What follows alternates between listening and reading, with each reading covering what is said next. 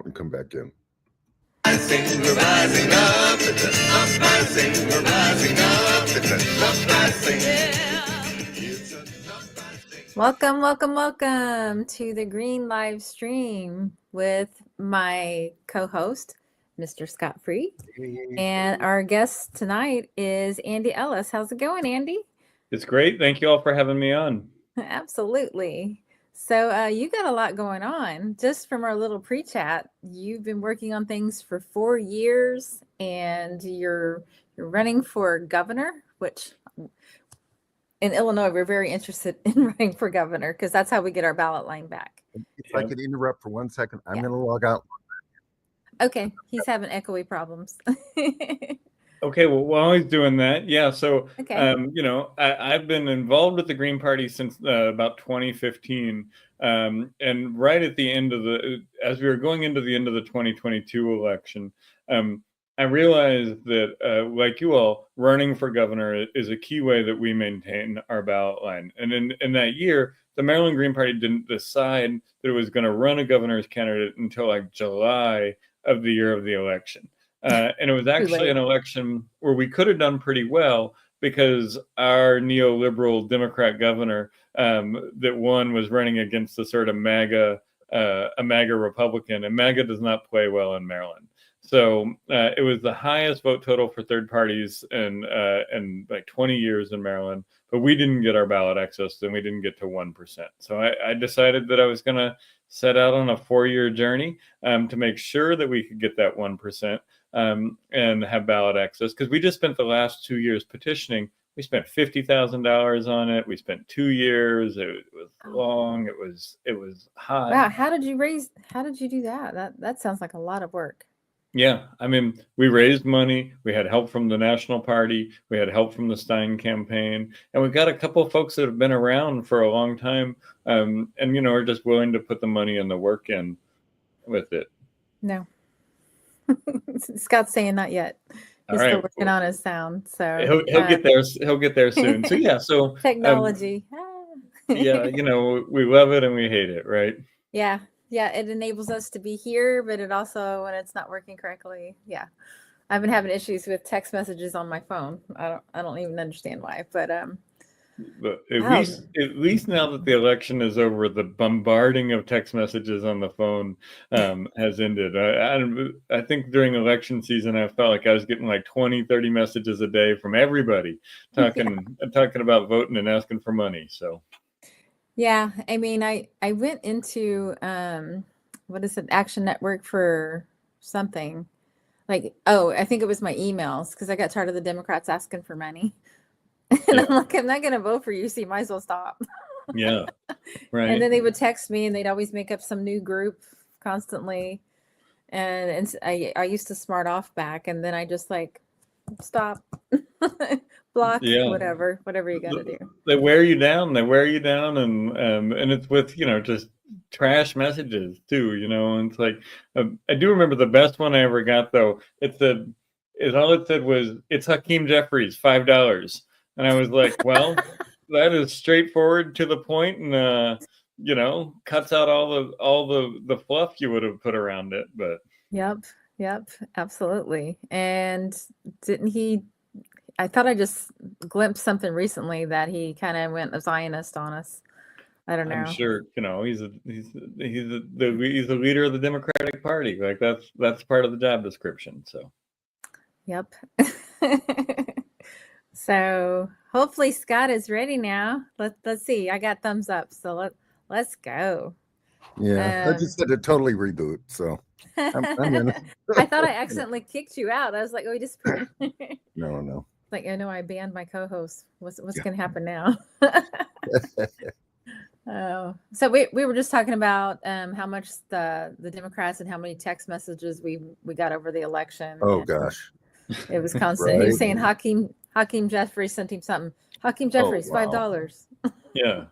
Well, I mean, it's amazing. They spent $1.5 billion, and she ended up with a $20 million in the hole. I mean, it's incredible. I mean, that book should be written about that little episode. Oh yeah. Well, that's what you get when you pay $1 million to Oprah and Beyonce. Yeah, right. Like, and I'm sorry, y'all, that I can't pay you $1 million to come on your podcast, but that's not how we do politics on the side of it, right? No, Green Oh, Party is a volunteer force for sure. Yeah. right. Absolutely. We love to be here. We love trying to make things better, and that's why we're here. Yeah. Right. And I love that you got this live stream. This is the direction we need to go in. We need to start telling people what we believe in, what we're about, introducing our values and solutions. And I just love that you all have this live stream at a state party level. I'm excited about it. And I may suggest we do something like this here in Maryland. So Oh, nice. So that sounds like a good segue into what you want to work on should you become governor. yeah. So I mean, everybody will always say, like, what are you going to do day one if you get elected? And I think, like, day one, I'm going to go to inauguration, celebrate my friends, family, and everybody who got me there. Then maybe have a nice dinner, and then we'll get to work. There you go.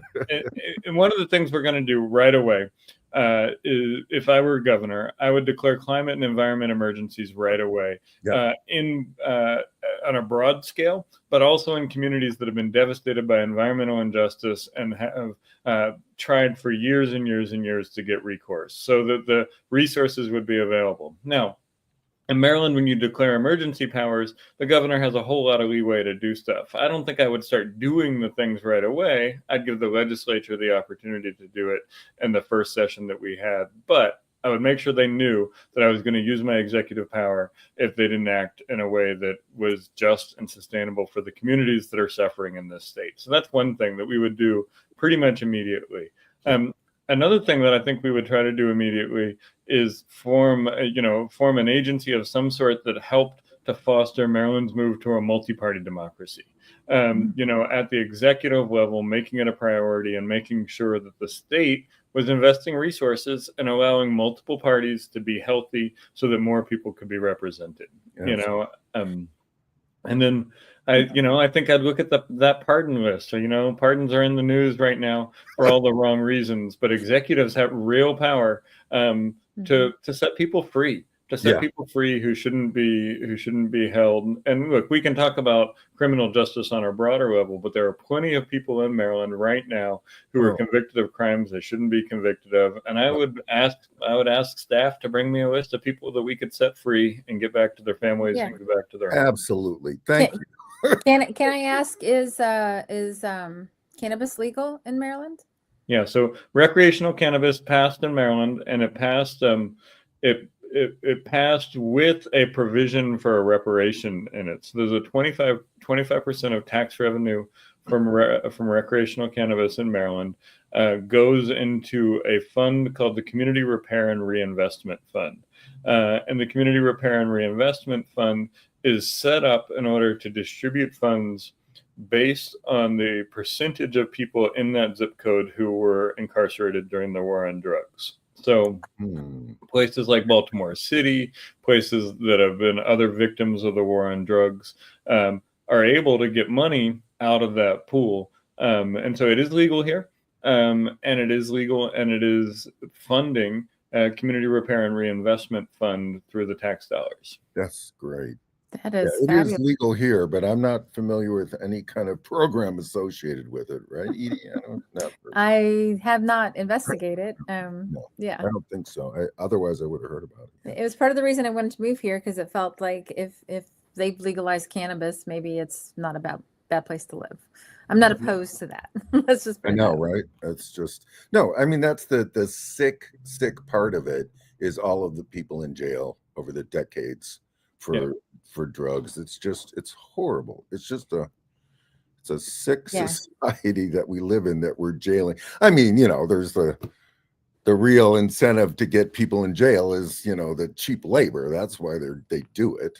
Yeah. But it's private. And they use drugs as a way to, be able to get away with it because of people's moral stances against drugs. It's like I'm not mad at Joe Biden for pardoning Hunter Biden. I'm mad that he didn't pardon every other person's child who was in a similar situation. Right.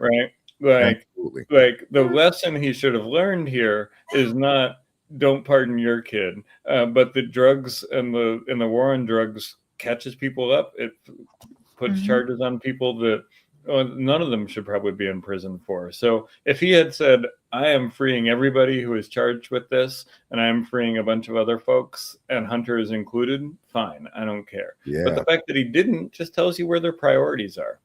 And he was one of the main writers of the crime bill. Right. He is probably the single person in this country who's responsible for destroying Black families for decades. Decades. If he cared about a legacy that was anywhere close to justice or any of those things that people say he's about, then he would have freed a bunch of people and ended his crime and made amends for his crime bill. But he doesn't. That's not who he is. You know. We have a couple comments here. Abdul Jones says, "Hey Greens." Hey Abdul. Hey Abdul. And then, where was this Joe Biden for the last 4 years? Yeah. I think he was asleep. Well, and what's creepy, I mean, again, it's probably not Joe Biden, but I mean, what they're doing right now in his last 2 months it's like we are this close to World War III. It's absolutely sick what's going on. I mean, they've just hyperdrived every bad policy that they could have had. You know, I mean, allowing the attackums to go into Russia. I mean, and, you know, Putin knows that is a declaration of war by the U.S. against Russia. If we are using our bombs, our technology, the only thing Ukrainian is that last button probably that gets pushed. Everything else is American. Maybe. Yeah, maybe. Right. Maybe. Push the button. And I mean, we're sending bombs to Russia. Where is Congress during this? How can they allow this? Why are they not complaining? Dereliction of duty. That's where they're at. Absolutely. You know, and I mean, it is like, I think going into this election, everybody understood how broken the two-party system was and how corrupt and warmongering both parties were. Coming on the other side of it, I think it's even more clear that now is absolutely the time that we need to be having these kind of conversations and showing people an alternative, because the two parties are broken. They're broken, and they're going to destroy the world. And if we don't find an alternative to it, there's no good way out of this doom loop they have us in. Right. Absolutely. Yeah. And that's not to say that people that, you know, like think they're Democrat, think they're Republican, those people can be persuaded to see them for who they are. Yeah. We're talking about leadership, and a lot of people try to defend like lower level people, you know, inside the party. But if you got a D or an R behind your name, you kind of said yes to genocide. So we're hoping that maybe you'll wake up and not do that anymore.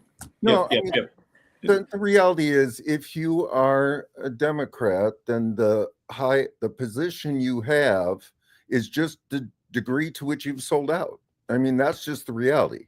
The higher you are, just the worse you have gone through. I mean, it went from selling out to just becoming evil yourself.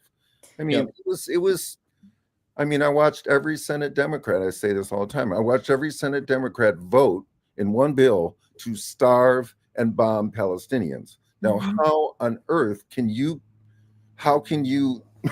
function? That's way beyond selling out. I mean, that's just absolute sick. And I really, you know, in terms of the kind of things we're doing here and the promotion of the Green Party, everyone needs to know the Green Party is the anti-genocide party. Yeah. Good luck trying to find that, and the Democrats are Republicans. I mean, and we have been, right? Like I spoke at a rally for Gaza last year at the beginning of the year, and what I pointed out is that for 20 years the Green Party has been on board with the BDS demands, and we've understood that this is apartheid, we've understood that it is colonialism, and we've understood that genocide was what they were planning, and we've been trying to warn people that the Democrats and the Republicans would take them here. And you know, I think one of the things that we saw this year is that people realized we were right about that. People for whom this wasn't an issue in the past tuned in, and their good, ethical, moral conscience wouldn't allow them to look away, because we could see it live streamed on our phones. We could see it every day. Right. And the people telling us it wasn't happening or it could get worse just lost all credibility. And now I think we have to show not just that we knew this was coming, but that we have an answer and a way of solving it. And I think we do. And I think people are starting to see that.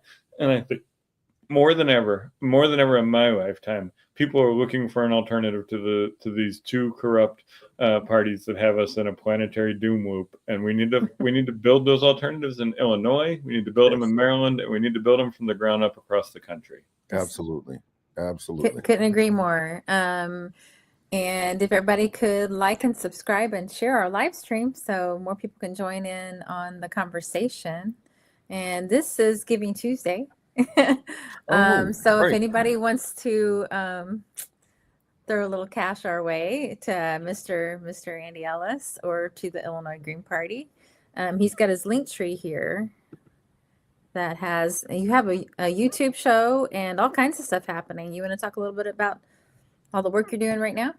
Sure. So let's talk about the YouTube show first. So one of the things that I thought was really important to do was to talk to the people, academics, advocates, activists, and candidates who inspire me.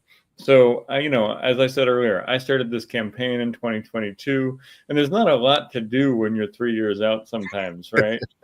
So what I spent a lot of time doing last year was working on my Go Green 2026 podcast, and it's available on YouTube, but you can also get it on all the other podcast platforms. And what I really try to do there is have in-depth conversations with people whose ideas and work inspire me and my campaign.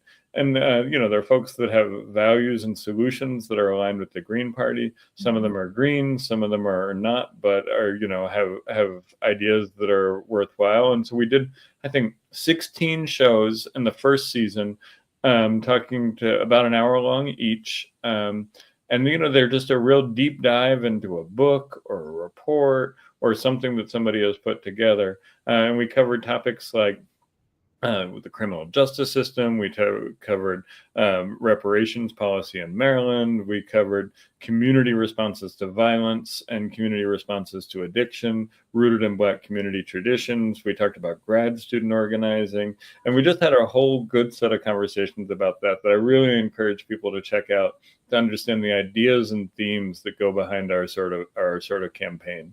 And then we also this year, when I started hearing a bunch of people talking about how Greens don't run anybody down ballot, we did a special election season of the podcast that talked to down ballot Green candidates that were exciting, inspiring, and offered a perspective that nobody ever gets to hear. Yeah, no, I've been watching all your videos all day today. So, no, and it's great. And you're also getting people like Jared Ball and people outside that can really bring a different perspective, which I think is fantastic. I think it's, everyone, I recommend go check out Go Green 26 at YouTube. It's fantastic. Yep, yeah, Go Green 2026, YouTube and other streaming platforms. Yeah. So who are some of your heroes? Some of the people that you like to talk to. Maybe they're not. Heroes, so there's like Dr. Jared Ball that Scott mentioned really inspired me when he ran for the Green Party presidential nomination in 2008. It helped the way that campaign was described really helped me to understand a way that the Green Party could be a party of racial and economic justice at a point when I was coming into the party in 2015 or so. So I had looked back on some of the writings about his candidacy, and he was a person that I had known for a while. Some of the other folks that I talked to, one of those shows that I really enjoyed was a guy named Devarian Baldwin. Yeah, I was watching that one. Yeah. Yeah. And Devarian Baldwin writes about the way the universities, private universities, have become sort of the company in these new company towns. And so if you know Baltimore, you know that Johns Hopkins University dominates Baltimore. They're the biggest property owner. They're the biggest property owner, probably the biggest employer, the provider of food. And Devarian Baldwin writes about this in the context of the University of Chicago, and that the way that the University of Chicago was gobbling up neighborhoods in Chicago and things like that. Absolutely. And so, that one was really good. I did one with the professor, Nicole Fabricant. Nicole wrote a book called Fighting Fighting to Breathe, I think. And she is talking about youth activism against environmental injustice in an industrial part of Baltimore City. And then, one of my friends, Ash Esposito, who is an elected school board member here in Baltimore City, came on. Andrew Einem, who's a friend of mine and works on the campaign, he came on to talk about grad student organizing at Johns Hopkins.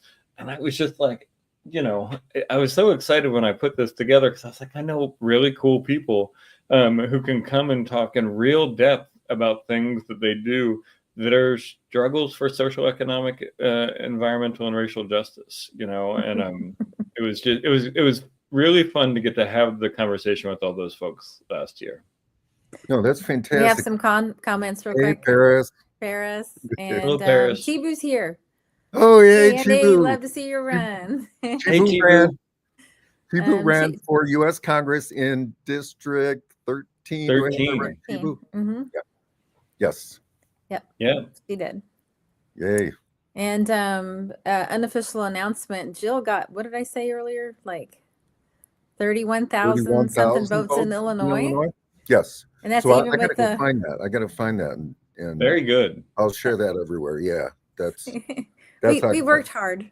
Yeah, Didn't we quite make it on the certainly did. ballot, but we worked hard getting out that vote. I mean, yes, for a write-in 31,000 campaign, I write-in think votes that's kind is really solid. Good yeah, work, guys. yeah. yeah. I texted like I don't know, 960 people or something. Yeah. More than yeah, once. We had a huge campaign going, and Signs and all that, and rallies and different stuff. It was Yes. fun. And Excellent. constant conversation. yes, Very good. yeah. I was going to say, when you're talking about your YouTube channel and other formats, is that I think I personally had, I don't know when it happened, that I came to realize that media is all propaganda, that it's just, they might have a fact for about 5 seconds and then the rest is all propaganda.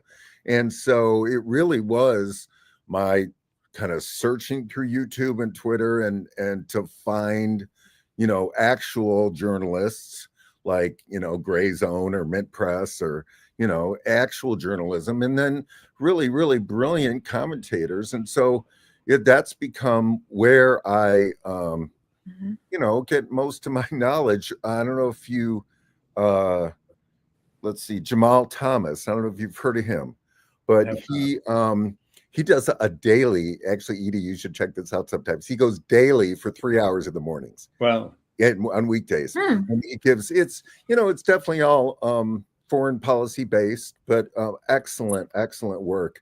And he's kind of back. He was around for a while. I think he had medical issues or something, but that's a fantastic place. I love Revolutionary Blackout Network. I'm a big fan of them, and Sabby Sabs, but that's why I was saying that I think it's so great that you're doing this channel, because these are the places where people are learning things now. We are becoming the news. Yeah. Because you're certainly not going to get it on television, and even our PBS, those have been corrupted too. I mean, there's just nothing. The BBC's as corrupt as they get. I mean, they're all have been captured. All of them have been captured. So, I used to listen to Tom Hartman. Oh yeah.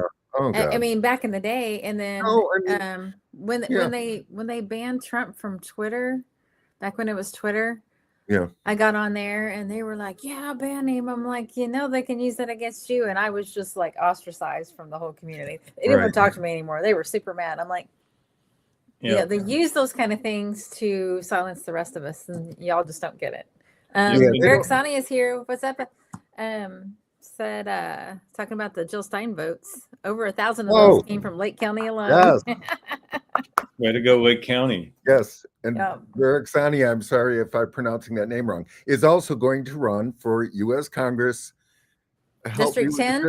District 10. Oh, I'm terrible with these districts. So we've got things happening here. Now if we can just find somebody to run for governor, we say this every week. Come on, somebody. Yeah, we have real difficult ballot access issues, and so the governor is kind of the pivot point for us. Yeah. In fact, we lost our Metropolitan Water Reclamation District ballot access in Cook County. And that was the one that we've had for many years. So it's going to be, Illinois is brutal, absolutely brutal for ballot access. Yeah, to make it harder and harder, seems it's like. rough. So, but 5% in the governor's race gives us a ballot line for 4 years. So. Yeah, I mean, for Maryland, it's 1% in the governor's race gives us a ballot line for 2 years. 1% in the presidential race gives us a ballot line for 2 years. Otherwise, we have to petition. So a big part of why I'm running the race that I'm running is to get that 1%. Is to get that 1% so that we can move right into the 2028 presidential campaign and we don't have to petition again. Right. But also, I would like to see our state party be able to shift from a party that has to petition every 4 years to a party that bases its strategy around getting 1% in the presidential race and 1% in the gubernatorial race every cycle, so that is what we focus on.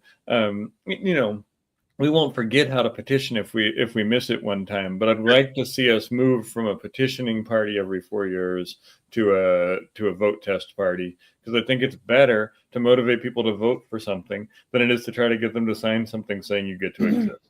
I know. Yeah. Yeah, we have a question. Yes. Yeah. So here we go. Ari Magoo.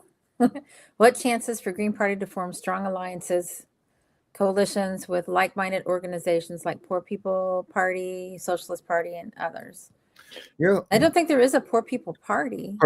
Poor People's Campaign and Poor People's others too that have Poor People's. Maybe you could, well, they're nonpartisan. Like a lot of these organizations support more than one third party, but they have to stay nonpartisan to keep their status. Yeah, I think the important thing though is just to coalition building. And yes, we are absolutely doing that, or we are trying in Illinois. There's a large coalition of leftist organizations that are gathering in Chicago for an inauguration day protest called Fight Back. So we're doing that with Chicago Coalition for Justice in Palestine. Pretty sure they're in there. Gay Liberation Network, which I'm also involved with, a very leftist kind of street protest organization. I can go and find that group. Well, and we just went to Springfield to go talk to all of our state senators and things with the Muslim Civic Coalition. We just joined because we thought it would be exciting to go see the Capitol and find out what they were up to. They're trying to get this one bill about faith by plate. In other words, you can have what you want to eat in various places. I have to admit I didn't read the whole thing. I just wanted to come see them in action, and they were very nice people, and we really enjoyed it.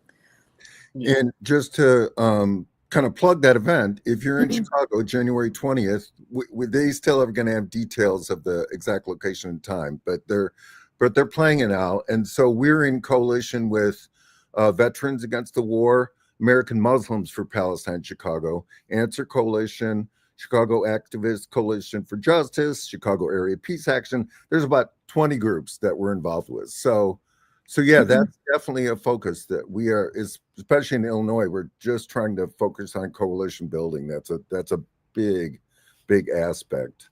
Ari had a couple more here. CARE, CoPink, Jewish Voices for Peace, Veterans for Peace, and more. Yeah. I had heard that CoPink was going to start in Illinois, but I haven't found anything yet. I haven't seen. I think they're doing a thing in St. Louis. Are they? Because that's where some weapons plant. Okay. Yeah. So. Yeah, and I mean, look, I think it is absolutely essential that different political formations on the left figure out how to collaborate and cooperate, right? Yeah. And so this week, the weekend before Thanksgiving, we were at a rally sponsored by Howard County for a Free Palestine, which is an independent group of folks that have come together. And there were people from PSL there. There were people from DSA there. And we had a really good conversation about like how we need to figure out how we could cooperate when we can, how to build solidarity, and how to let each person or each organization be the organization that it is. So in Maryland, PSL doesn't have a ballot line, but we do. And Ujima People's Progress Party, which is a Black Workers Party, does not currently have a ballot line, but we do. And, I'm totally willing to encourage those folks to run on our ballot line. Oh, absolutely. In this election, because our part of the movement is to have a ballot line so that socialists can run. Yeah. 100%. That's We have a couple more fantastic. comments. We got comments coming in. You're getting people excited. What's up? That's my buddy Yvonne. The Co-Peak meeting I just left had several Green Party groups participating, and we have one more. You know what? If you could get that information from Yvonne, that would be great. Good seeing you, Andy, in Elliott City recently. Yeah. Nice. Yeah, if you could get that information. Yeah, I'll talk to my friend and see. Yeah, because I'd love to put that on the website so we keep in touch with what they're doing. That's fantastic. Yeah, because St. Louis for me is only 2 hours away. Yeah. And look, I think people talk about how electoral reformers will always talk about how important fusion is.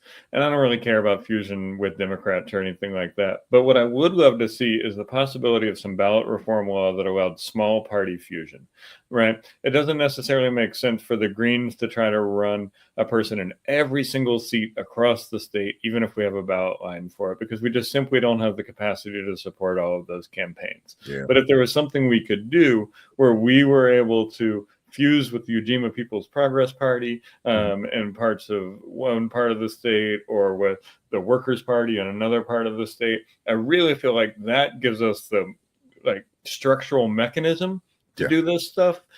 Because too often, because of ballot access, we're forced into these separate silos where we each are grinding away to get our 1% or our 5% or something like that. And whatever it is, what it is, but we need to break down the barriers that stop us from collaborating and cooperating, and have a left side of the political independent spectrum that has multiple parties and multiple formations working together when they can and competing when they need to. Yeah. Absolutely. Ari Magoo wants you to share your Instagram and Facebook names, but that's on that link tree. It's on the link tree there. I try to put at some point. It would have been a lot, so we just there's a whole a lot of different links. I'm trying to be on the different social medias, because in a world in which we have these sort of fractured social medias, you got half the people on Blue Sky, half the people on X, whatever. You got to be in those places where they are if you're a candidate and you want to reach the people. So check out the link tree. It's got all the links on there. It's got some of our events coming up. It's got the social medias. It's got the website and all of that stuff. What event do you have coming up? Oh, so great question. So this Saturday, we'll be doing the second one of our town halls. And right now, town hall, it may sound a little bigger than it is. It's been 5, 10, 15 people coming together in a library, talking about the Green Party, talking about the campaign. We did one of them in Howard County a couple of weeks ago. Howard County is a local county that had the highest total for Jill in this cycle, so we thought we'd start there. And then we're going to a Western Maryland county this week called Frederick. And we got folks from their DSA there, folks from their Peace Action chapter there, folks from their Gaza stuff coming out together. So we'll be doing that. And that is, at the library in Frederick on Saturday. People can come out, ask their questions, share their ideas, etc. And then January 4th, and we'll be announcing this on the socials tomorrow, but January 4th, we have our launch event for our campaign in Annapolis. And we're going to officially launch. We're going to have a little bit of a rally. We're going to call some press. We're going to get some people there, and we're going to tell folks what we plan to do for the next 2 years as we run this campaign. And, January 4th is the weekend before our General Assembly, before our state legislative session starts. Okay. and we're going to do it at this little free speech plaza in our capital, tucked between the governor's mansion and the state house. Nice. So we're going to go right to the governor's Yes. door and let him know that we are here to press him on things like economic justice, racial justice, and environmental justice, and that we're going to be loud about it, and that we're going to stick to our values, and that we're going to hold him accountable for the Democrats' lack of values. Yeah, absolutely. 100%. Yeah, they need to hear. They need to know we're there. They need to know they're there, so we're going to go right outside his house and right outside the state house, and we're going to have a rally the weekend before they start their legislative session. So in Maryland, we have a Democratic Party supermajority in the House and in the Senate, and that is a decades-long Democratic Party supermajority. Yep. And it's veto-proof, and whatever. They have all of the state executives. They have 8 of the county executives in the largest counties, and they don't govern like that. They govern like they're afraid of the Republicans. They're going to run to the right on taxes. They're going to run to the right on crime. They're going to run to the right on environment and transit. And they're going to run to the right on Israel. And we're going to be there to tell them that if they do that, there's going to be a cost to them. And they're going to lose votes. And they're going to allow us to build power from people rooted in community, rooted in justice, rooted in peace, and rooted in democracy. Yes. Absolutely. Well said. I will say they aren't afraid of the Republicans. They use that as a way to keep getting richer. We did have one more comment and then let you go, Scott. It would be great to see Green Party events live here on YouTube, national and local events. Yes. Yeah. So we will. I would love it if you're in Maryland, if you come to our launch event on January 4th. But if you're unable to attend it on January 4th, we'll definitely try to stream it. And then I was talking to somebody recently who's kicking off our Young Greens chapter here in Maryland, and he's going to start doing a series of Green Party events online and things like that, so that there are more opportunities for people to hear this truth. To hear the truth that we have a set of values and we have a set of solutions that are exactly the antidote to what we need in this corrupt and broken two-party system. Yeah, absolutely. Absolutely.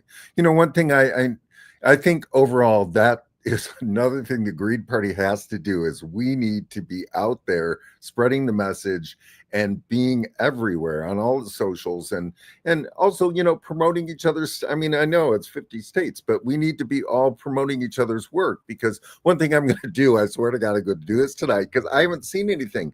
The Green Party, U.S. Green Party, put out a press statement about all the folks who won across the country, which is really exciting news. But I've never seen a graphic on it. So I'm going to go make a graphic on everybody who wanted the Green Party in 2024, because come on, folks. Excellent, right? It's like, who knew that a couple of folks with a Canva account could change the world, right? Yeah. Right. It's just, that's what we have to be out there. Yeah, 100%. I mean, that's what my friend Yvonne she asked us about last week. And she's got something here. The St. Louis Code Pink is seeking groups to expand their members. They're doing education pieces on many factories around St. Louis supporting the genocide and also considering direct actions. Yes. And you got to hand it to Medea Benjamin. I just love how she just walks right up on him like rah, rah, rah. And she endorsed Joe, right? Yep. Yep. She endorsed Joe Stein. So that's of course she did. Well, that's the thing about these groups is, when it comes down to it in the election time, are folks going to act right? And, but that's great that Medea did. Well, that's kind of my barometer in a way. Like, if you're going to be like, maybe I'm like, about you. Yeah. But I mean, just knowing Medea, I kind of already knew it. The first time I ever saw her, I saw her on, I think Tom Hartman had a show on RT. And she shows up with a broken arm because she was at a protest. I'm like, that girl's got it going on. They've done great work in DC. Absolutely. Yeah. And look, like, The genocide is not always part of state politics, but at least in Maryland, our governor has made it part of state politics because he extended an executive order that the previous Republican had passed, which was banning BDS actions from interacting with the state. Right. And like, we're going to repeal that day one, right? Like you asked about day one things, repeal that executive order. No more Maryland aligned with BDS. Oh. But beyond that, Maryland has a strategic partnership with Israel called the Maryland Israel Development Corporation. Oh my And God. it is a way for Maryland technology firms to make weapons and security systems for Israel. So divesting from that. Right. We're also going to make sure that like there's a college, University of Maryland, Baltimore County has a joint program with like Tel Aviv University or something to study security and government. We're going to end that too, right? Like these type of things, these type of things are ways that the state of Maryland has invested itself with the genocide and the apartheid in Israel and Palestine. And if they hadn't invested in those things, then it wouldn't be a topic in the governor's race. But we're going to make it a topic in the governor's race because our current governor, Wes Moore, went out there last year and he said, we stand with Israel and we respect whatever they're going to do. It's like, yeah, I bet you do. Because he wants to be president and he understands that that's the line you have to toe if you're going to be a Democrat. And so if the Democrats are going to make Israel and Palestine part of the conversation in the state, we're going to make it a part of the conversation in the state too. And we're going to show them that there's a party that believes in a free Palestine and there's a party that is not compromising on this with some half-assed two-state solution that's never going to exist. Right. Wow. We have a comment from Berixania. I was just saying, look at my banner back here. Writing an essay on Schneider's history with anti-BDS light. Or nice. Excellent. Yep. Nice. And I did become aware that Illinois, was it 30 million to Israel? Israel bonds. Oh, really? Anti-genocide means a more safe, secure for U.S. citizens. Absolutely. Yeah, absolutely. And for the world, right? Like we don't need to just do it because it helps us, but we do need to do it because it helps us too, right? Like we need to do it because it's right, but it also happens to make us safer. It happens to not spend our tax dollars committing war crimes, and I think if we had a real ICC that had the power that it was supposed to have, some of these state governors that are helping send resources to Israel right now and propping up weapons manufacturers in Israel would find themselves in The Hague as well. Right. And, I don't know that we can make that happen at the state level, but like we need to not let governors who are choosing to support Israel get a pass when they try to run on state issues, pretending they didn't do that. Yep. Ari says it's a safe future, and Berixania says amen. Yeah. Yep. Absolutely. No, and the conflicts extend beyond Israel. I mean, everything that's happening now, Lebanon and Syria, it's all related. I mean, it just extends. One of the things that we're working on here is we're working with.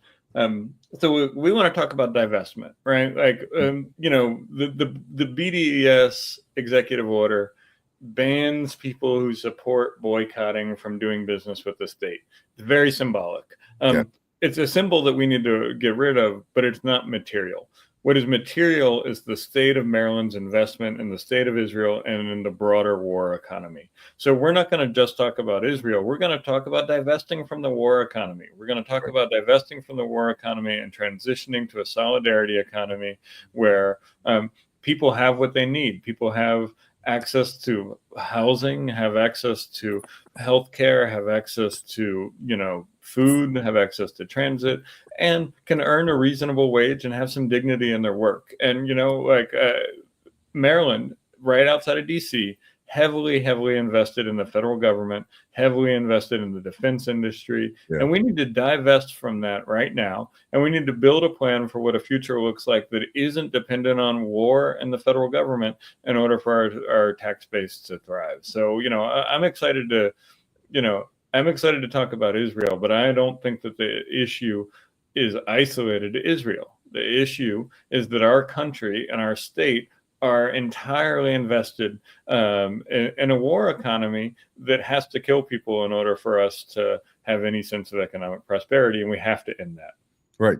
No, you're absolutely true. It's a U.S. problem. That's what we do. Right. That's what And do it's for money we don't spend here. manufacturing. It's Right. money we don't spend on our country when we No. just we just kick it out the door to blow stuff up so we can kick more money out the door. Yeah. We have some more.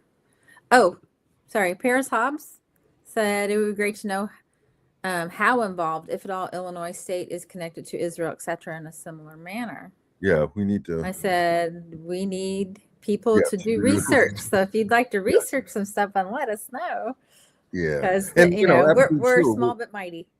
We're still looking for a candidate for governor. So, yeah, we are way behind you. Paris, But- do you live here? No. Yeah, wonderful. No, it's true. It's shocking to see when you see the government, all of the homelessness around the country, all of the people with food insecurity, all of the problems, and then all you see our federal government doing is prioritizing money to Ukraine and Israel. I mean, Right. that is that's what they push for. That's what they fight for. It's astounding, and I'm discouraged to see that people still vote for Democrats. I know that we have to, there's talk about propaganda, all of the propaganda that goes out there to convince people that if you vote for third party, it's a wasted vote. I mean, we really have to combat that. That is a huge, huge issue, because it's so, if people would just think about it for a while, obviously, if a person's on the ballot, if the most people vote for that person, they win. It doesn't matter what party they're affiliated with. It's real basic. It's real basic. But I think of it like it's 7th grade peer pressure. Yeah, and I mean, the other thing I'd say about it is it's bad for Democrats. If they tell people long enough that a vote for Stein is really a vote for Trump, well, they're going to actually convince some folks to vote for Trump. And I think that's one of the things that we saw happen in 2024 and 2016 was they spent $1 billion or hundreds of millions of dollars telling people that a vote for Stein was a vote for Trump, and people were like, "Well, shit, okay, you're right. I'm just going to vote for Trump." And all of a sudden, their math falls apart at that point when they're like, when it's actually a vote for Trump and it is a -1 from Biden and a +1 for Trump, their whole math falls apart at that point. And I don't think they understand this. I don't think they understand that when they run ads attacking the candidate and saying you might as well vote for Trump, that's actually going to persuade some people to vote for Trump. Yeah. And instead of, and it's like, think about the way that the Democrats took on their third party challenger this year, which was to attack, compared to the way that Trump took on his third party challenger, which was to put him on the cabinet and bring his electoral coalition into the thing. Yeah. And I'm not saying that Bobby Kennedy's votes made the difference, but Trump won by 1 or 2% in some of these places, and Bobby Kennedy was polling at 4 or 5% in some of these places. Yep. That's Absolutely. what I'm talking about. No, they just shut us out. Brilliant move. It was a brilliant move. Yeah, and the fact we can't even imagine a Democratic Party that would have done something like that. The Democratic Party is so hostile to the folks on its left that are rooted in justice and rooted in community and rooted in peace and democracy that it's not even conceivable to think about what it would look like if they had tried to do the same thing that Trump did. They would never. We got more comments. You all are amazing. Thank you, Artie. Thank you. And hey, Ariel says hello. One thing I'll say about that. One thing I'll say about that is I see on social media is they talk about being viable. I'm like, well, if they're on the ballot, they're viable. Yeah, yeah, absolutely. They've already passed that test. Yeah, right? Yeah. The viability test is right. Even a write-in is viable. As long as it's viable if you put in the work and find out who's a write-in. But if they're on the ballot, they're viable. I mean, Jill was on the ballot for 95% of voters. Right. And the biggest group that is the group that doesn't vote at all. Yep. 88 million people. Just think if 88 million people would have said, you know what, I'm tired of sitting on the couch, I'm going to go vote for Jill. Right. She would be president right now. Just saying. Yep. Right. Yep. And look, I think there is a group of people who hate both parties and vote.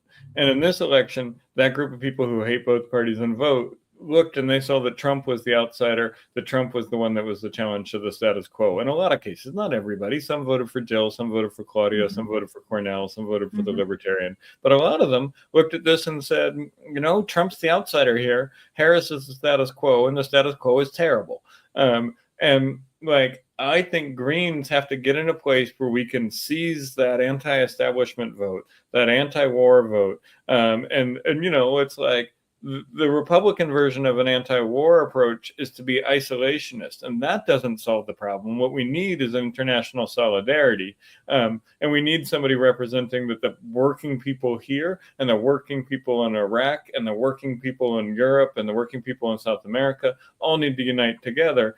But when we don't have when our option is not a strong enough alternative for folks, they turn to the fascist option, because the fascist option is the one that in this case is running against the status quo and saying that we need to change. So I think there's a great opportunity here out of this election for a lot of the folks who voted for Trump, not the diehard Trumpers that are, it's almost like not the people in the cult, but the people who looked and said, well, I hate the status quo and I hate the wars, and at least he's going to do something about them. I don't agree with what he's going to do about them, but he captured a part of the electorate that I think gives us a real opportunity to say, look, we have a left opportunity that is rooted in real values, not in cruelty, in order to address some of these same sentiments. Yes. More comments. Keep them coming. Verixania says Biden won the New Hampshire primary as a write-in. Write-ins can win, even though it's unequivocally harder. Thanks for putting a big long word in there for me. I know and one more. Leo's here. In the past. Hey, Leo. Hey. The Dems are hostile to leftists because Dems represent the same donors as the R's. Yep, that is 100% true. Absolutely. Right. Sorry, Scott. Go ahead. Oh, I was just going to say there were two senators, Murkowski, and there was another senator from the South many years ago who won with write-in campaigns. So absolutely. And winning a write-in candidate when your name is Murkowski, it is a challenge, right? Like that is not the easiest name for people to spell. It's not like it is Smith or something like that. And so, she had to do work in order to convince people to do it, to spell it right. Like that's a different campaign strategy that has to happen. And it's not it is a sign of her strength and her ability to reach people. Yeah. And did she have the Dems behind her or no? She's a Democrat, right? Isn't it Lisa Murkowski? Yeah, Lisa Murkowski. It was Alaska. I actually don't even know the party, but we have an announcement. Uh-oh. Okay. Chibu, guess what? It's Illinois' birthday today. December 3rd, nice. 1818 was admitted to the Union. We are the 21st state. Right. Happy birthday, Illinois. Happy birthday, Illinois. That's great. And Murkowski, is that how you spell it? I don't think that's that's not spelled. It's harder. Oh, I see. I got it. Okay, I'm slow with the jokes. Okay. That's good though. Very good. She caucuses with Republicans, Paris. Okay. Oh, yeah. Here we go. We found it. Oh yeah, there it is. Yep. Yep. Don't know how they did it. They have a major party backing them. Well, and to kind of get back to what we were saying before, I think that we do also have an opportunity now because of social media. Mm-hmm. And I think most people just don't know the Green Party, and they didn't know who Jill Stein was. And so I think that's the biggest obstacle. It's amazing. I watched Jill Stein's campaign and I thought it was brilliant. And I watched where she won people over, like, Nick Cruz at RBN, who's not the easiest person to win over, right?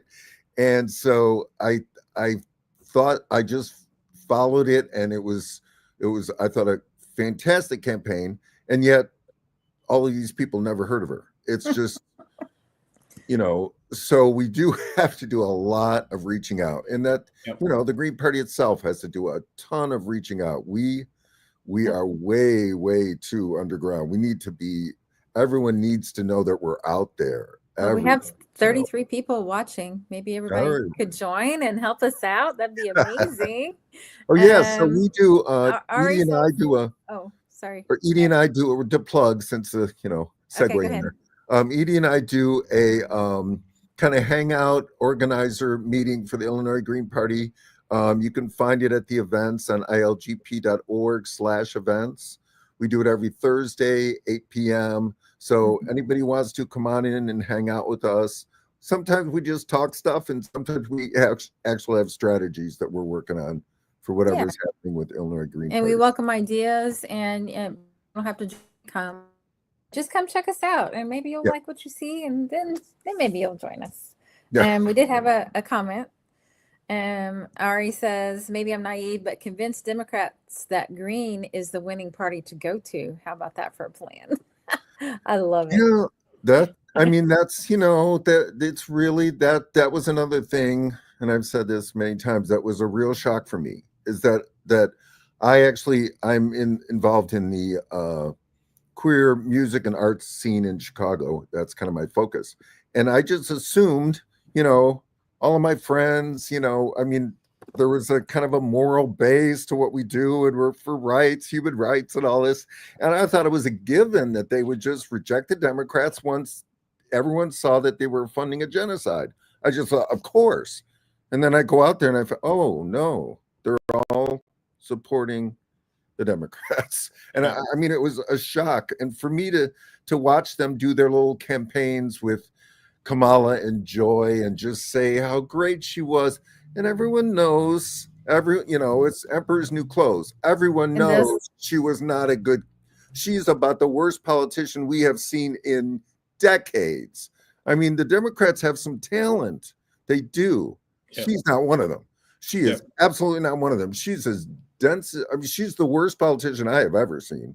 And look, I think that the idea here of trying to convince Democrats, we're going to have to convince some Democrats, right? Like, I don't think we're going to get there just by convincing people who are irregular voters or who are non-voters.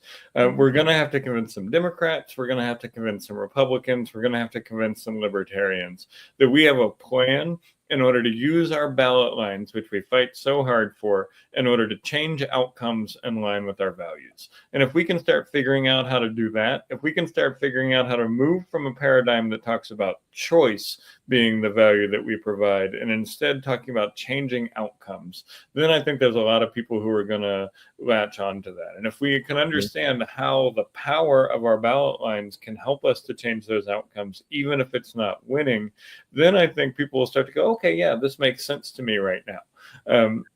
So I think when we think about this, if we look around the world and we understand that there are a lot of people who are suffering at home and abroad because of policies of the United States, we must figure out how to change those policies. We cannot simply complain about those policies and offer a choice of escaping from voting about them. We must figure out how to change them. And I think if we do that, a lot of Democrats are going to be convinced. A lot of people are going to be convinced because they understand that what we're doing right now is not working. They feel, I imagine many of your friends, Scott, feel morally and ethically complicit with that genocide, but don't have a vision of how to get out of it with our current political system. And so we have to give them that vision. We have to give them that plan. And we have to connect the dots to them about how voting for a Green Party candidate at the state, local, or national level helps to bring about the outcomes that our values and solutions favor. Yeah. Perfect. Bergsani says, I don't trust Democrats, but those that give me respect, I will always reach out in an attempt to make my case. Yeah. And we're talking about voters. Yeah, voters. Yeah.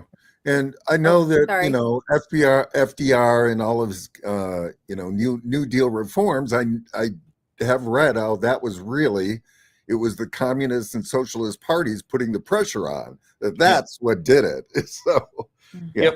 And like, look, in a two-party system, like right now we have a multi-party system in which only two parties are allowed to be healthy. And healthy is like a very American definition of healthy, like wealthy and sick, right? Like is kind of like is kind of what those parties are right now. But in that system, our power doesn't necessarily lie in getting Joe elected in 2024. Our power lies in showing the inadequacies of the other parties. Our power lies in providing an alternative of what politics could look like. And, the ideal world would have been the Democrats co-opted our main position and stopped the war on Gaza. Held Israel accountable, stopped transferring the weapons. And we presented them that choice, and they had a political choice to make, and they chose to continue supporting the genocide. And they did this.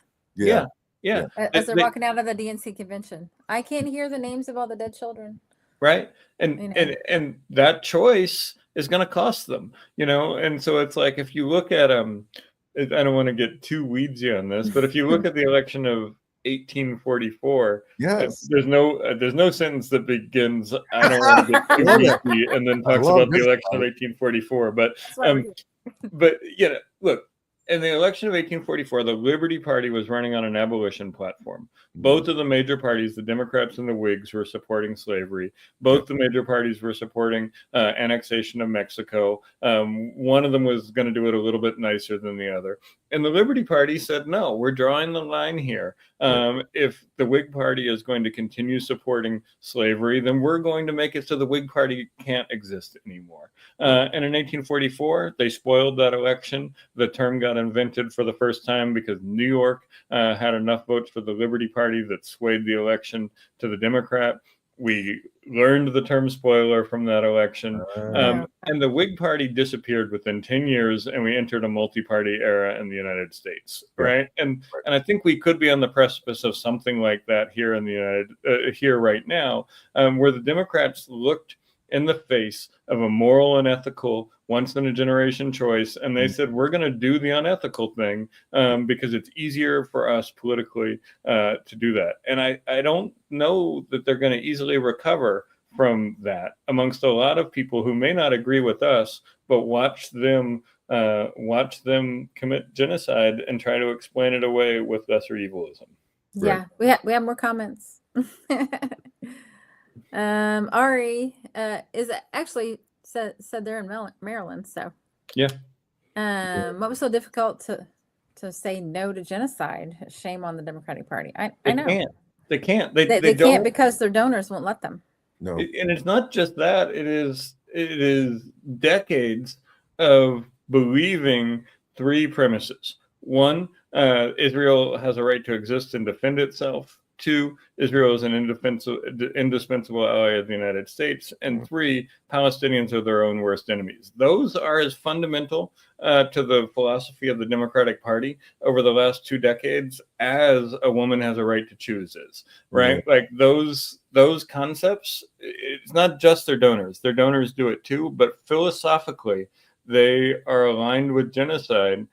Because they have made that political decision over the last several decades, and they can't get out of it. Mark Lamont Hill wrote this excellent book in 2020 called Except for Palestine.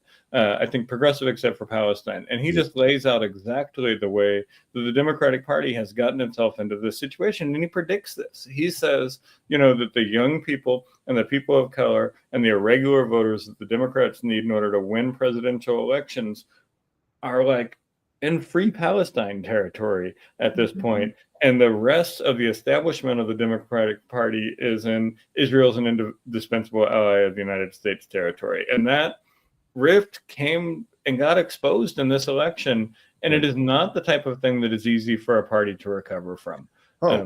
They're never going to recover from Arab and Muslim voters. They're never coming back. That's done. I think a lot of people who may not agree with us on a lot of things looked at them and watched them deny that a genocide was happening, even though we could see it all on our phones happening every day. And they said, you all are full of shit. Sorry. Yeah, no, right, we no. can curse. It's fine. We Yeah. have more comments. Let's keep going. Paris, it's especially easy in safe blue states to convince voters to back independence. I talked to many people who didn't understand the state will go blue, so it's safe for them to vote independent here. Voting blue in a safe blue state is a real throwaway vote. And we have one more from our buddy Leo. Yeah. Oh, by the way, Paris is in Chicago, so Oh, okay. might want to look each other up. While I think national stage is important and helps Green's visibility, I think Pete Buttigieg was correct when he said, in moments like this, our salvation comes from local and state level. So, yeah. Absolutely. We've had a lot of conversation here about national level politics because that is a thing that we can unite around. But I know, like in Illinois and in Maryland, we're working very hard to build the Green Party as a local alternative and a state alternative. And for me, one of the values of this campaign is to be able to take the national party's platform, the national party's values and solutions, and align them to challenges that Marylanders are facing, right? So, we don't get to talk about war and peace in the same way in the governor's mansion as we do in the White House, but that doesn't mean that we can't look at the ways that we're invested in a war economy. That doesn't look at the ways that we can't bring that home to people. And we don't get to talk about climate policy the same way we do at the national level here in the State House, but we can talk about things like making sure that our communities are resilient to the climate crisis that is going to come, reconstructing our industrial base so that it is more aligned with a Green New Deal type of focus as opposed to an extractive focus, and making reparation and repair for the damage that we've allowed to happen to communities all over our state because our politicians are more concerned with their donors and their party bosses than they are with the people who are exposed to coal dust and incineration and all of those different things. So it's like, I think it's very right that we need to focus on the local and the state level. I think this is one of those criticisms that gets made during presidential campaigns that makes Greens defensive. People say, well, you shouldn't focus on the president, you should focus on the local and the state. And for me, it's not an either or, it's a both and, right? Like we need to take the energy of top of the ticket races like Dr. Stein's or like the one that I hope to run for governor of Maryland here and help it to grow, inspire, and reach people in towns, cities, all up and down, all across the state and up and down the ballot. Yes, absolutely. No, I think that is, the future of the Green Party. And like I had said previously, is that Illinois Green Party is growing vastly because of the Jill Stein campaign. But it's 4 years before another presidential. So we have tons of work to do here on state and local levels. Absolutely. Yep. And like federal candidates help to inform that. It's all an ecosystem. It's all an ecosystem. And we need to learn how each part of it can help us to achieve our organizing goals so that, again, we can change outcomes in line with our values and solutions. Yeah. Nice. Okay, we're past the hour. Okay. We can keep going for a little bit, or we can cut it off. I'm good to go. I'm having fun. It's good talking with you all, and the time is free, so that's relatively free. Yeah, you guys helped me feel better. Maybe I was good depressed about the state of the world because it can be a lot sometimes. No. I mean, certainly the genocide has been really a difficult emotional thing to deal with. I have said this so many times, you grow up in the education system, you learn about the Holocaust and that really bad thing that happened in the past. And then, here it is on your phone. And I'm shocked that we ever are experiencing this thing. And then, you start thinking more about other events of the past before we had it on our phone, and what we did to North Korea and what we did to Vietnam and the horrendous things that this country has done around the world. And, maybe that puts it in a little perspective, but again, it's another, incredibly important reason why we have to have another party, because both of these parties are sending us into World War III, nuclear destruction, environmental destruction. I mean, we will not have a future if we don't get our act together and have a force to change what is certainly inevitable at this point. Absolutely. A lot. We come into this election and we hear a lot of talk about fascism, and it is all described as sort of the Republicans being fascists, and it's this one Democrats are for democracy and Republicans are for fascists. No, like I think about it like George Jackson says, which is that like fascism is already here. It is a system, and it is killing people that don't need to die, and it is around us all of the time, and it's heavy. Like I feel you. Like it is a really difficult time right now, and to be in this world, and fascism is here. It is killing people. People are dying that don't need to die, and the only thing we can do is form ourselves into formation that can try to build power in order to resist it. And I'm thrilled to be part of the Green Party at this moment, because I know that those values and those solutions that we've been championing for as long as I can remember, and as long as the party's been alive in the United States, are exactly what is needed to fight fascism. We need a pro-democracy, anti-censorship, pro-peace, pro-ecology, pro-justice orientation toward how we deal with the world. And there's only one party that has ballot lines in a lot of states, and that has that vision, and that is the Green Party. And it's easy to. I think there's kind of two sets of reactions that I've seen amongst Greens after the election. One is like, well, it's not going to be that bad. Democrats were bad too.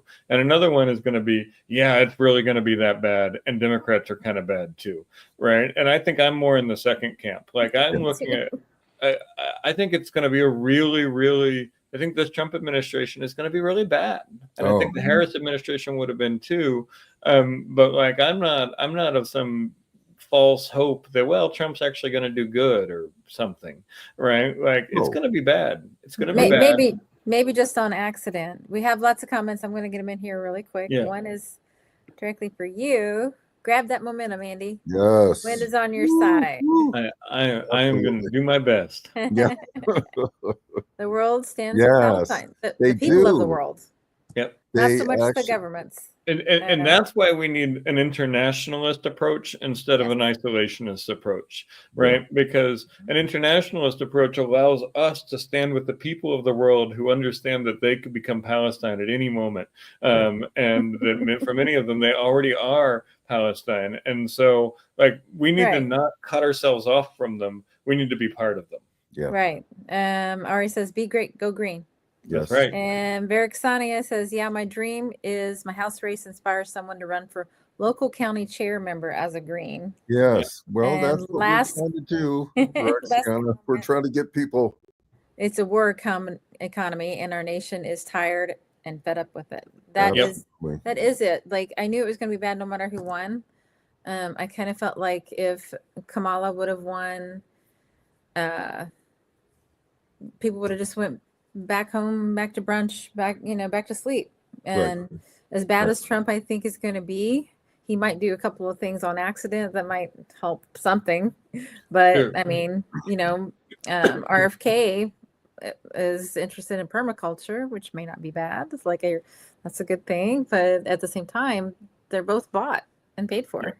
Completely. He's an Adelson person. They're saying that his choices are even more Zionist than what we have right now, which is incredibly scary. And I mean, Marco Rubio, I mean, what a horrific choice. And it'll be interesting to see how the MAGA folks, my sister is MAGA, and we talk a lot about, one of the interesting things that there does seem, even though maybe it's, all fake, but there does seem to be a little bit of a connection between the MAGA folks and the president. I mean, that him making, when they put out that campaign to stop his previous person, what was that guy's name? I know what you're talking about. Somebody that was really bad. Yeah. Oh shoot. But they got him on. And then he made an announcement that he wasn't going to be in the cabinet. And so, I mean, but then right after that, he does someone as horrific as Marco Rubio. So he might be pressurable though, where the Democrats are not. Yeah. Marco Rubio is the worst of the worst. I mean, Yeah. the Democrats would have picked Marco Rubio. I mean, he is horrific beyond belief. And they certainly will confirm him. Oh God, yes, of course. They're not Right. going to fight him. They're not going to fight him. They already got Yeah. out their People huge that they rubber are- stamp. That they really want to stop are the only people that have somewhat of a hope. Us. Yeah. You know. And Well, look, yeah, I'm thinking the woman that's up for oh my God, I'm so bad with names. for labor. Was that? The woman who's up for the labor department. Oh no. Oh, but I know who you mean, and a lot of people really love her. She was a Democrat and then she became a Republican. Oh, Tulsi. And they're saying that, oh, you know, she's a Russian plant. You know, that kind of bullshit is like it's showing the Democrats for what they are, which is as bad as Republicans. They are just completely, you know, they have let the leadership.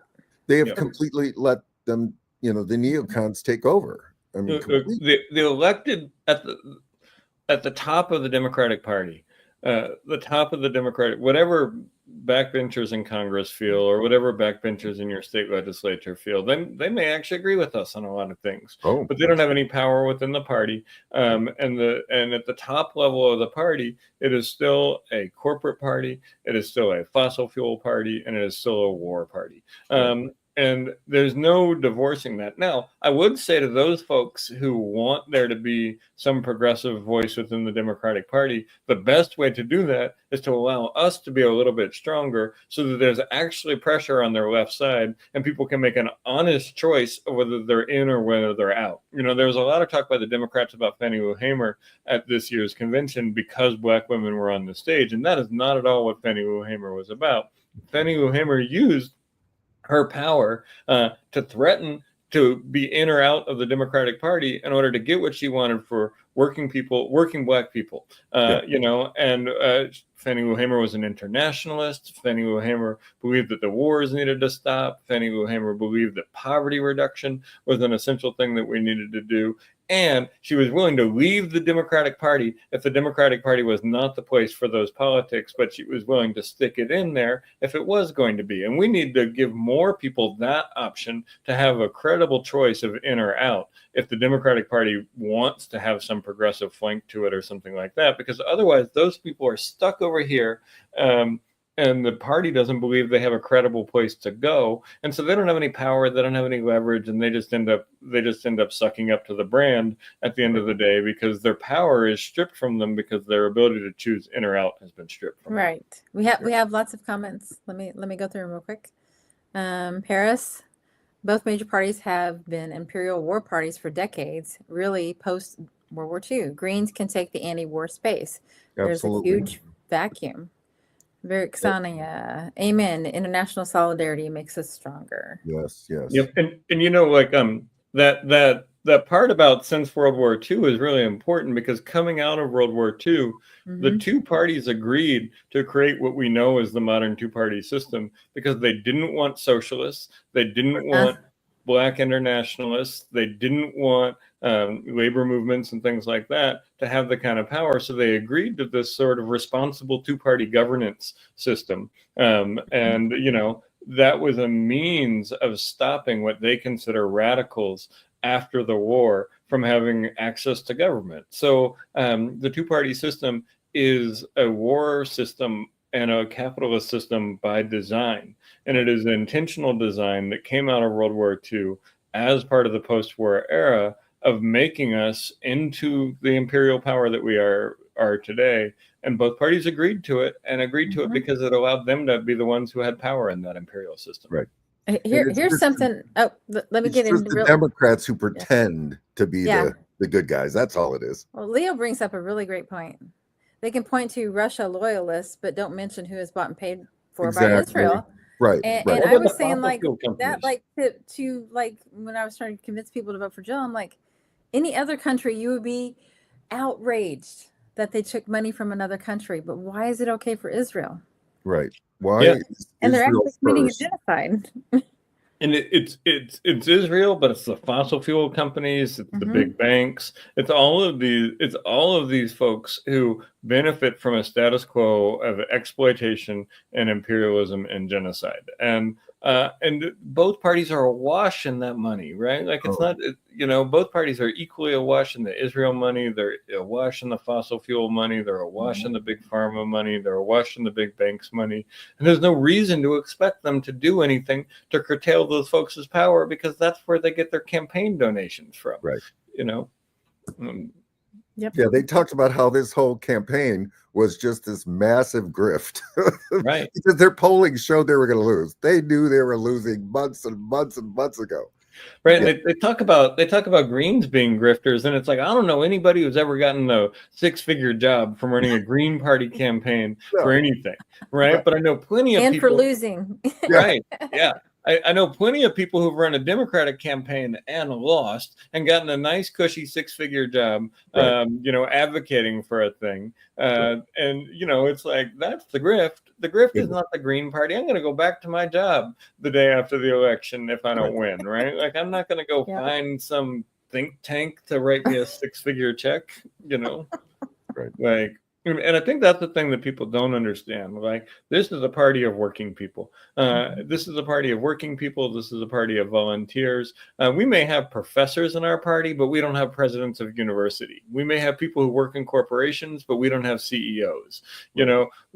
We don't have hedge fund billionaires. We don't have people, we are a party of working people. And part of the reason that our work is so hard is that resource question, right? Working people don't know somebody that they can call up and say, give me a cushy job while I run for office. They have to talk to their regular boss about that, and I think we need to emphasize this more, because I think sometimes we look around and we say, oh, okay, well, I'm relatively middle class. I'm relatively comfortable. And I'm not the same as somebody who's, working for a wage or something like that. But we're way more like that person than we are the billionaires who are running for office in the Democrat or Republican Party. Right.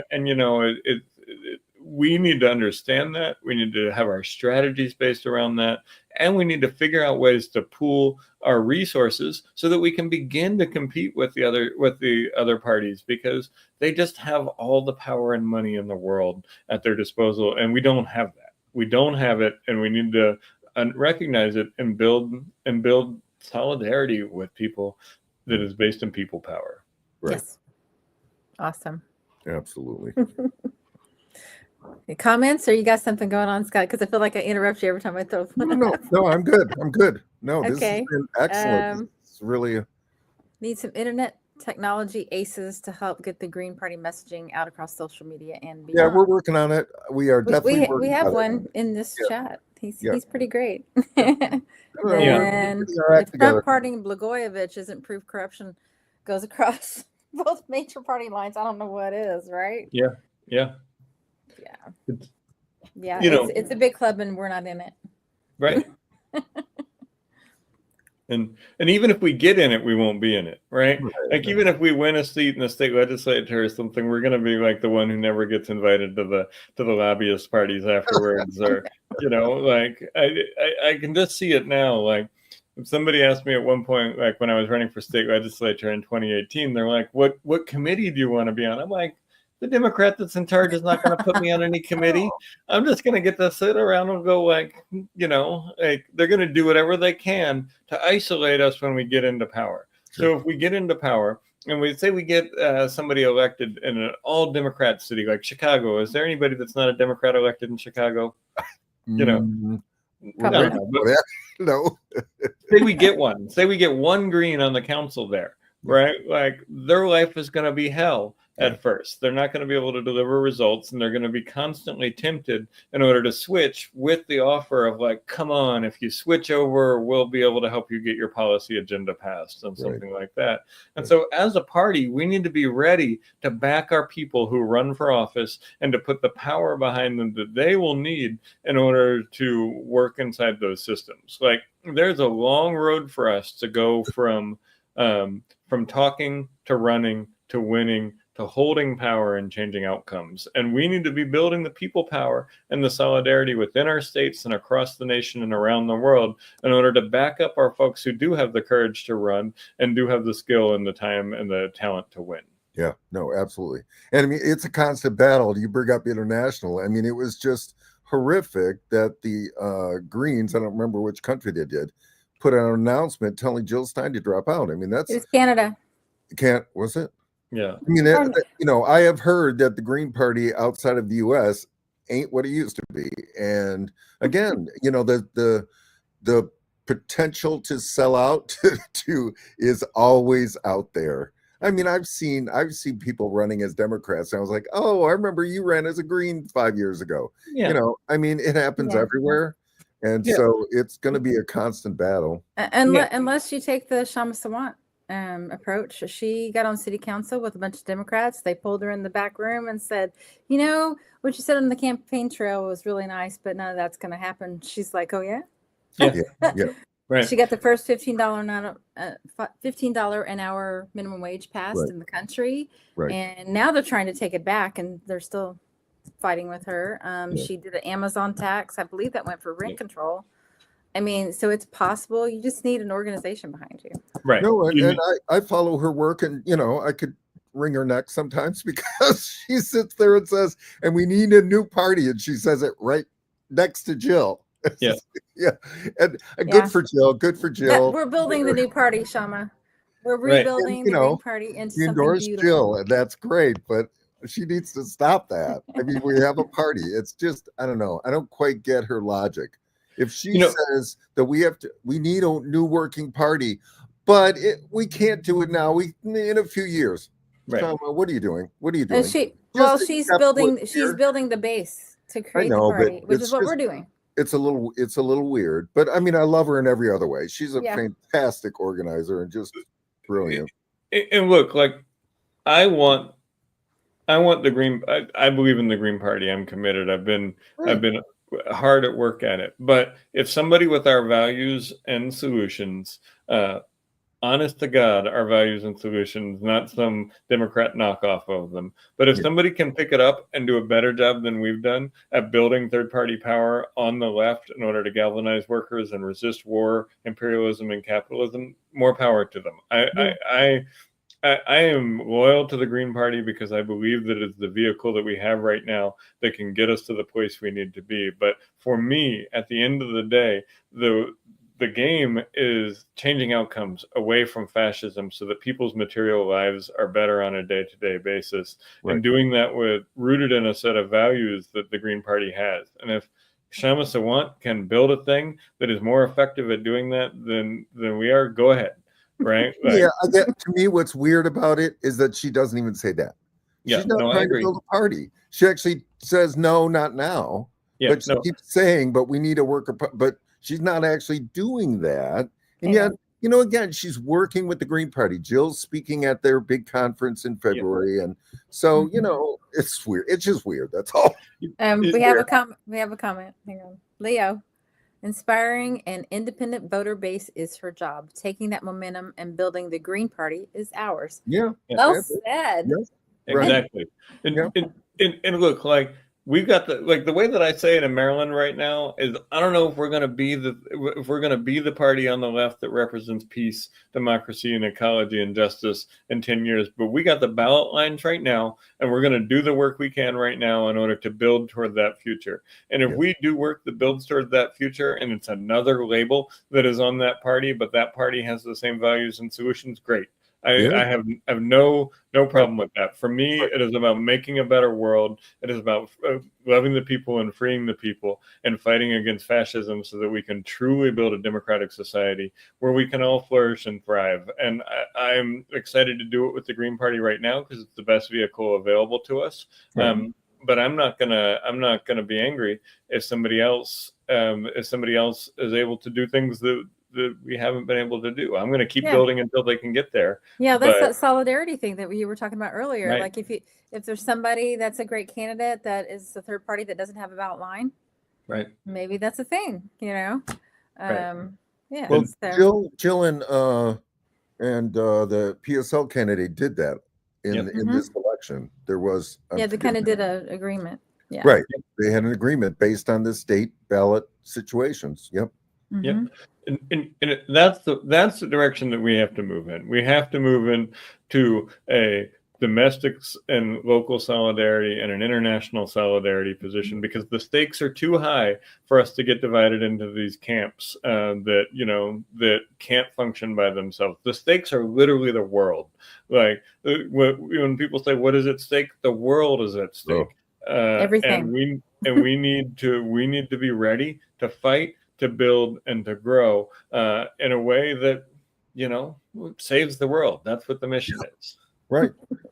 That's true. Yep. Oh, Absolutely. Abdul's got a comment. Dirty Donnie wasn't good last time. Don't buy a ticket for Garth Brooks and expect to hear Slayer. Donnie. Yeah. Oh. I mean, I wouldn't buy a ticket for Garth Brooks or Slayer. But yeah, like that's what we're gonna get is one corporate band versus another corporate band, and like I'm not interested in that. That's my issue with like the boring pop music that's on the radio. It's been commercialized to the point that I can't even listen anymore. Yeah. Although I have been listening to this like Jimmy Fallon's Christmas channel. Oh no. He's kind of funny. He does this weird stuff. Yeah. He does weird stuff. He's got a song with Dolly Parton. He's got. I heard a Christmas song with Jimmy Fallon and Dolly Parton yesterday that I had never heard before. I was like, okay, well, thank you for a moment of commercial radio. This made me Dolly's kind of cool. She's just kind of cool. Yeah. I don't know. Yeah, but no, I generally agree with you. I don't listen to much that is like, poppy music at this point, but every now and then I'll catch something in the car. It's look, ooh, this is designed to make me perk up. But yeah, no, I don't listen to any of it either. I'm a musician, but I'm real involved in the local music scene here. What do you play? I'm a singer-songwriter. So okay. I put out a ton of albums. I've done 3 musicals, and so you were on Halloween night. I remember that. Yes, I did a live on the radio on Halloween night. I have a Halloween set of originals just because 2 of my musicals, one was called Witches Among Us and the other was Zombie Bathhouse. So I've got tons of I like the Halloween themes. I think the only holiday, we were talking about this the other day, like the only holidays that get songs are Halloween and Christmas, right? Like, nobody's really singing like a Memorial Day song or a Labor Day song, or maybe they exist, but everybody seems to have a Halloween song and a Christmas song. Well, today at the I went to a coffee shop today, or was it yesterday? It was yesterday, sorry, and the Charlie Brown Christmas music the best. It still warms my heart. That's it makes me feel like I'm 10. Album ever. That thing is brilliant. It's brilliant. Verixania says, let me know when your next show is, Scott, and I'll try to make okay. No, I'll definitely let you know. I'm playing trumpet now for a couple of different kind of jazz funk groups, KW3 and Afro Futuristics. So that's kind of been my focus right now. But I'll let you know, definitely. Trumpet. I like trumpet. Yeah. After many years, I'm back to it. It's cool. Wow. So, well, we're at an hour and a half. Let's see. One more comment. Matthew West, a Christian singer, has a Thanksgiving song called Gobble Gobble. Okay. There you go. We were just talking about how there needs to be like more bangers for Thanksgiving. Yeah. That's usually what I say to people. They say Happy Thanksgiving. I go gobble gobble, but I don't eat meat, so that's kind of it's kind of a sneaky slam. Yeah. But we definitely want to know, like, we need to keep in touch, and we're going to promote your campaign here at the Illinois Green Party and the social media we have. So we'll definitely be doing that.